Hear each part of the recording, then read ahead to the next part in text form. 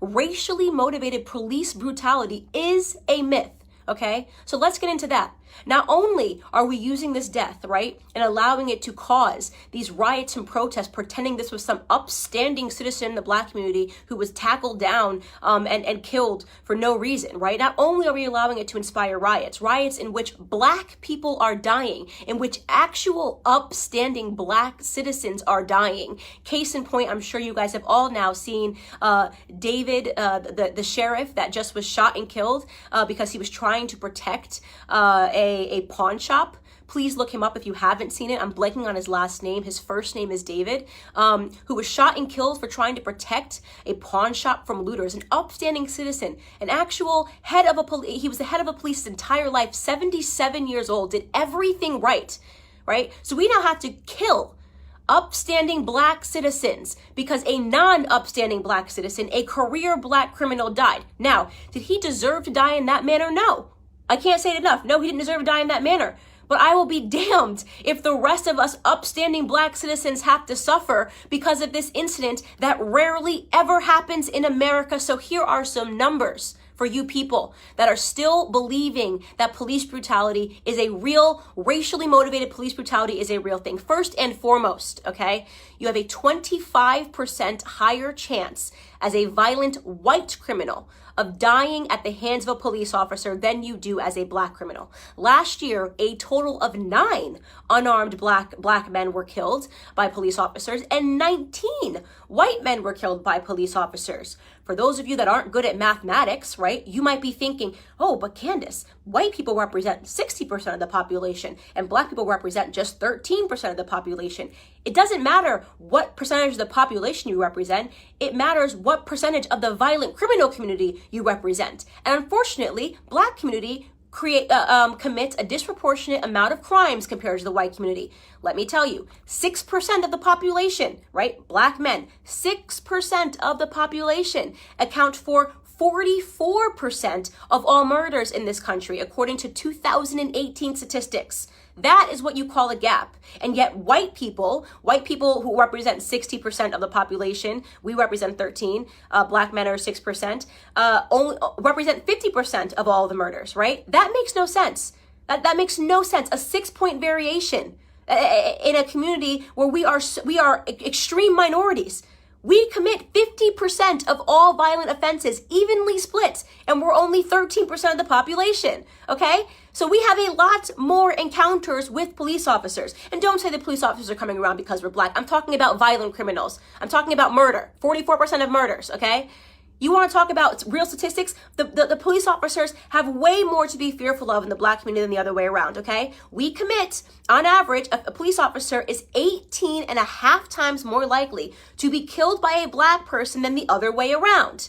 Okay, so this entire narrative is complete smoke and mirrors. It's all made up. It's just election fodder. It's white versus Black because it's an election year, not because Black Americans are suffering at the hands of police officers more than white Americans. Do some police officers do the wrong thing? Yes. I don't think there's anybody in the world who has not encountered a police officer and thought this person is an absolute jerk who is power tripping, whether you are Black or white. We know they exist. And we know they're always going to exist, by the way, because they're human beings. And sometimes human beings suck. In fact, if you want to attack a community for accidental slayings or brutality, did you know that doctors accidentally kill 250,000 people every year because of mistakes? Did you know that there's been doctors that have been arrested for being serial killers that just were killing people because they wanted to? Do we protest and boycott doctors? Do we assume all doctors are horrible human beings because some doctors are? Or do we realize that society is not perfectible? People suck in every profession. It is no excuse to paint society with a broad brush. It is certainly no excuse to accept a Democrat narrative, okay, that Black people are being disproportionately hunted down by police officers because of the color of their skin. You want to know the best way to avoid not being brutalized by a police officer is to limit the amount of encounters you need to have with them, especially when it comes to violent crimes. Okay? I am not going to stand for this continual bottom-feeding narrative of us martyring people that have had 5, 6, 7 stints in prison and then pretending they were upstanding heroes to our community. It's bullshit. It's bullshit. Excuse my language. It's absolute bullshit. And I'm tired of it. I'm tired of having to play pretend. I'm tired of sitting here and being called a coon or an Uncle Tom because I won't play this bottom feeding game with you. If you want to hang up posters of criminals on your wall and talk about them as your martyrs, do it. Do it. You can do it. Kobe Bryant was my idol, okay? I'll keep a photo of Kobe Bryant.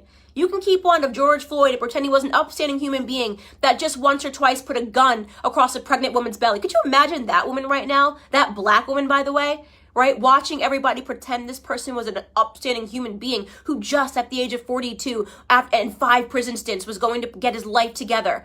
I mean, it's embarrassing. We are embarrassing in that regard, right? This is why we have a cycle and a toxic culture, because nobody wants to tell the truth in Black America. It's so easy to be a victim. It's so easy to ask white people to bow down and apologize and do all these things for us. It's crap. It's crap. It's a lie. It's a farce.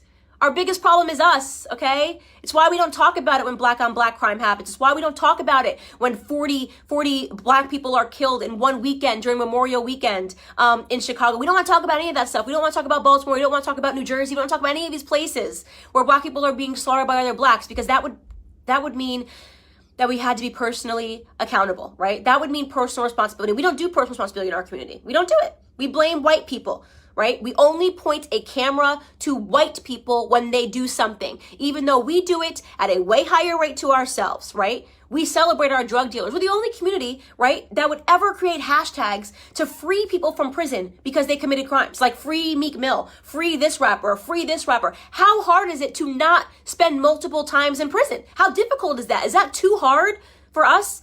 Is that way too high of a mountain for us to scale, to do the right thing, to be upstanding citizens? That is the call to action that I have for Black America with Blexit. Like, why do we keep fulfilling this narrative? What do you think the perception of us, by the way, is on the outside? You ever look at the comments? You ever go into like an anonymous blog and see what people say? Oh, just black people being black people. I see those racist comments. Oh, just black people got to riot. Black people got to be black people. You know how they are. Oh, just black people being ignorant. That is the perception. When people get to be anonymous and talk about us, that's what they think about us, right? They think that we are the kind of people that will forever uphold criminals as the martyrs of our society, that we will never take account for the things that we do wrong, right? That we don't have it within us to educate ourselves to get ahead. And that for those of us that actually do it, well, we get called coons, right? You got Condoleezza Rice, she's a coon. Larry Elder, he's a coon. Dr. Ben Carson, brain surgeon, first ever to perform the surgery of splitting twins that are connected by the head. He's a coon, right? What a loser he is. What a stupid guy he is. Kanye West says he's not going to be told to do it because of the color of his skin. He's a coon. He's lost. He's in the sunken place. The sunken place. That's where we all are, right?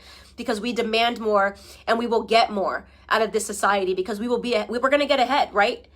That's what's going to happen. We're going to get ahead. Black conservatives get ahead because we don't subscribe to this narrative. Because you're not going to catch me outside trying to grab a TV pretending that it's because a martyr named George Floyd got killed. Okay? I'm a big believer that no matter what color you are, you do stupid things, you win stupid prizes. Okay? We have to do better. We have to teach our kids better, or we're not going to get ahead, right? Anyways, this is just a rant because I have been feeling super annoyed at these depictions in society. I have no apologies here to make. George Floyd is not my martyr. He can be yours. That's all I have to say to Black America.